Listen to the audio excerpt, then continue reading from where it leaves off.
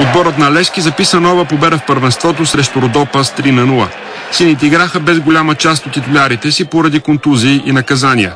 Но срещу подобен съперник 5000 зрители на стадион Георги Аспарухов имаха много по-големи очаквания от младите футболисти. Емил Ангелов вкара 2 гола за Левски, а Стефан Учеков от състава на Родопа си отбеляза автогол. Валери Домовчийски пропусна Дуспа, а гостите от Смолян не застрашиха нито един път вратата на домакините. Дебют за шампионите направи 16-годишният израелец Ели Зизов. Като така той стана втория най-млад дебютант в историята на сините. През седмицата изпълнителният директор на Левски Наско Сираков проведе разговор с футболистите заради слабото представяне в последните мачове от първенството и най-вече срещата за Купата на България срещу Пирин.